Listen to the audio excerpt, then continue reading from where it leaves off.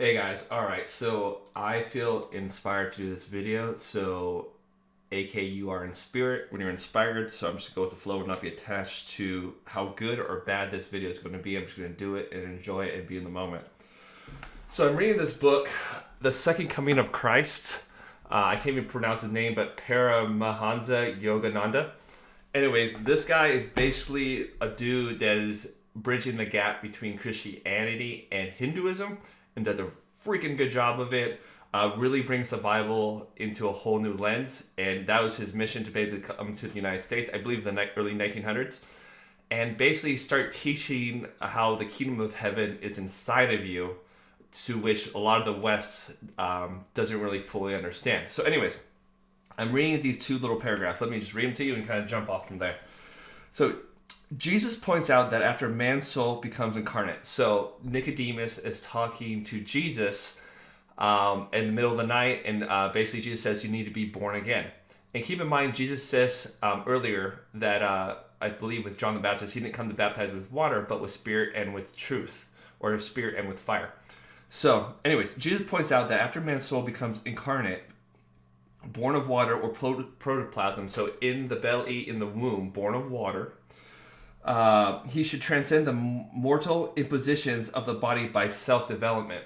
So we become flesh, and now we need to transcend the flesh, the lower earthly whatever, and actually start going into more higher spiritual consciousness, so that overlays, basically spiritual consciousness overlays over physical form, so we kind of see the world in a different perspective. Through the waking of the sixth sense, intuition, and opening the spiritual eye, when Jesus says, when your single eye is full of light, your whole body will be full of light. And opening the spiritual eye, his illumined consciousness can enter into the kingdom of God. So a lot of what I believe Revelation is about is going through your spiritual chakras and transcending the physical realm of Earth, 3D dimension, and bringing in higher dimensional 5D into present tense reality. So so we can live in physical form, and the kingdom of heaven is inside of you. So literally, you can be in physical, fleshly form and still have the kingdom of heaven present as a present tense reality, not someplace you go after you die, but now. So in the second birth, the body remains the same, but the soul is consciousness. So you must be born again, conscious, not just physically born again, reincarnation, blah blah blah, but actually be born again. So you're born physically, but when you're born physically, now you transcend and become more conscious. Okay. I just learned that as I was saying that. It's cool to be inspired. So, must be born again. Instead of being tied to the material plane, lower dimensional frequencies, is free to roam in the boundless, eternal joyous empire of spirit. So, in the second birth, the body remains the same, but the soul's consciousness, instead of being tied to the material plane, is free to roam the boundless, eternal, joyous empire of spirit. So, you're walking around on Earth, you're not living in duality. Good, bad, I gotta fight this. I'm bad, they're bad, and doing all this like duality stuff, but you just kind of float above it, and you're just kind of looking at all of it, and just being in the kingdom of heaven, fruit of the spirit, peace, love, joy, unity, consciousness, okay?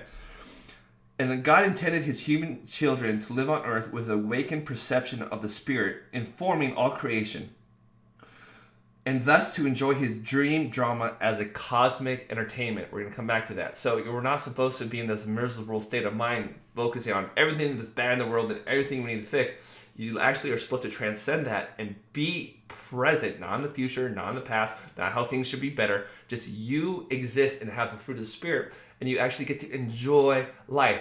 What a huge concept. A lot of, I'm going to say, Christians are always like, we got to do this in the end times and Antichrist and blah, blah, blah, blah. You can't be happy. You lose your peace. You can't have kingdom of heaven. All right, anyways.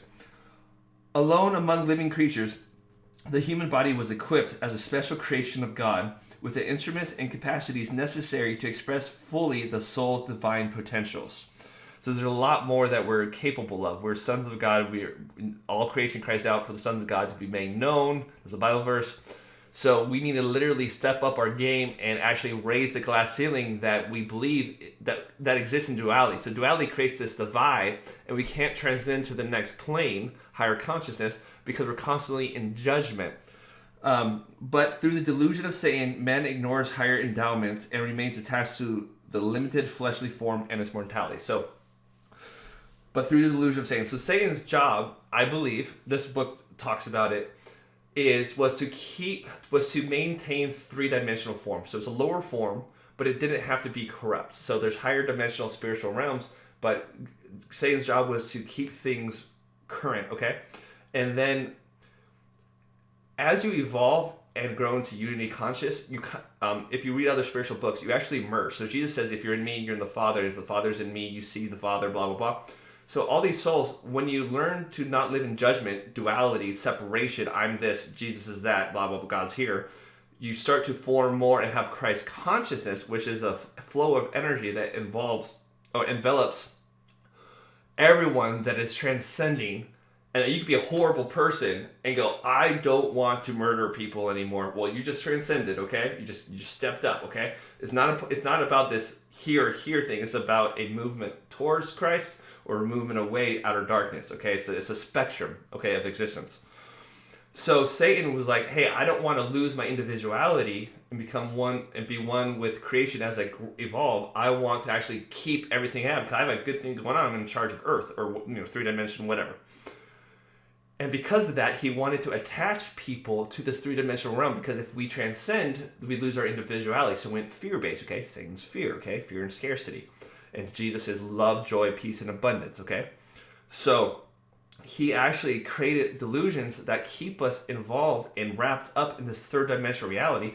So we're afraid to die. We're afraid to go to higher dimensions. We're afraid of not having money so I can't give to the poor. We're afraid of sharing because I can't get more. But really, it's better to give than receive because as you give, more flows. So anyways, that's just like a short interpretation. So Satan is so good at his job that he keeps us wrapped up in being here in three-dimensional form with temptation. And temptation is just basically everything that makes you go, I am a physical human being, finite, bad, and I want to get somewhere better eventually, and I can't experience that now. But Jesus says the kingdom of heaven is inside of you. So there's a split with Satan of duality. I can't get what I want. I have what I want. I can't share it with other people. Like just fear and scarcity versus peace and abundance. So Satan was so good at his job that he created all these illusions and lies that keep us trapped in third-dimensional reality, when really we can have higher dimensional reality as a present tense reality. So, again, through the awakening the sixth sense, intuition, and opening the spiritual eye, his illumined consciousness can enter into the kingdom of heaven. In the second birth, the body remains the same, but the soul's consciousness, instead of being tied to the material plane, is free to roam the boundless eternal joys of kingdom of heaven. God intended his human children to live on earth with awakened perception of spirit informing all creation, and thus to enjoy his dream drama as a cosmic entertainment. So Hindus are very good at this. God wanted to basically experience himself. God is in all things and through all things. So he has to split himself into individualized personalities, me, you, whatever, everyone that exists, okay? And we're all a reflection, and we're the reflection of individualities of God. Hey, we're growing in consciousness, we're children of God, we're maturing, or individual consciousness of kind of being separate from God and more in the Satan spectrum. And this is all a spectrum. Like for all eternity, you're gonna be growing. So it's not about good or bad. It's just about this exists and this exists. God intended his human children to live on earth with an awakened perception of spirit, informing all creation, and thus to enjoy his dream drama as a cosmic entertainment. So God wants this whole entire existence to actually be fun and entertaining, okay? Let me give you some examples. So you're watching a movie, right? All this stuff is happening. People might even die. There might be some crazy stuff like going on. Like Breaking Bad is even like it's an evil show, right? But whatever, it's entertaining at the same time. So like, ooh. But if you actually, let's just use that example. You see horrible things in TV, right? But if you actually didn't know you were watching a movie and you thought you were the actors in the movie, you would be mortified. You'd be like, no, why are you doing that? Like, you'd be like so...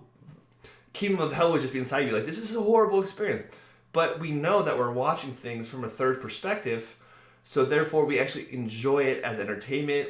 Like Rob Zombie even said a thing like, Joe Rogan was like, hey Rob Zombie, don't you think you're kind of maybe doing bad stuff with these movies? And he's like, how do you apply morality to something that's fiction? I thought that was really interesting. So the point is, and there's gray areas, so I'm not saying absolutes, okay? So don't go crazy on me. But the point is, we watch it and we know it's this, so therefore we don't get fully involved and we just enjoy it, but we don't go like, oh, that is actually happening to me, okay? A lot of reality TV shows, though, like people get involved and like judge people like, oh, it's happening to me. How could that person be so stupid? That is duality consciousness. That's not unity consciousness. That's not enjoying the cosmic drama that is. All right, here's another one. Sports. I used to love watching sports. Let's go. But now I'm like, oh, that's a really amazing. That person did a really good catch. Oh, that person just fumbled the ball. Oh no, they just lost the whole game. Oh no. But it's very entertaining. I enjoy the lows and highs like this, but a lot of people attach themselves to sports. Oh, my team lost. I can't be nice to my wife today because I'm so irritated and all my happiness was involved in this football team winning the game and they didn't, so therefore I can't be happy. AKA attachment leads to suffering, okay? Another one, video games. People are so toxic in video games. It's like, you have to win every game or you can't be happy. But you could actually be doing the best you've ever done and lose 10 games in a row because of your teammates. And just enjoy the drama. Enjoy interacting with people. Being like, oh, we lost that game. Oh, they suck. Or I suck. You go, oh, I lost the game. I'm not attached to it. I'm enjoying the drama. What could I have learned? I could be present, have peace, joy, and abundance to where I can actually be like, hey, oh, I learned something from that. That's so cool. Just reading this to my wife today, this two little paragraphs, I started reading it really fast. And she's like, I can't understand you. And I kind of snapped, not horribly, but I went ego and got a little slightly offended. But then coming in here, I'm like, oh, I shouldn't read it fast to other people. It was a good thing that my wife said that so that I don't just mumble through this video and waste all of your guys' time. I mean, I talk fast typically. It's probably the slowest I've ever talked in a video ever. Anyways. So the point is to like just not live in duality of black and white and just exist and have the kingdom of heaven inside you, peace, joy, and abundance, not fear and scarcity. So we can actually rise above and just peer down and be like, oh, this is happening. Oh, that person's being mean. She's kind of a sad person. I can understand why that person would be mean instead of like, she's a sad person. Why wouldn't you just want that? Why doesn't she just understand how to be happy? Like, why would a sad person do bad things? I'm like, hurting people hurt people. It's the cosmic drama. That's what their nature is, so therefore that's what they do. Oh, my dog's barking. Oh, my dog is a dog. It's not a human. It doesn't understand barking. It's annoying. Dogs like to bark. When one dog barks, other dogs bark, and then bark, bark, bark, bark, bark. Set back. Enjoy it. Be present.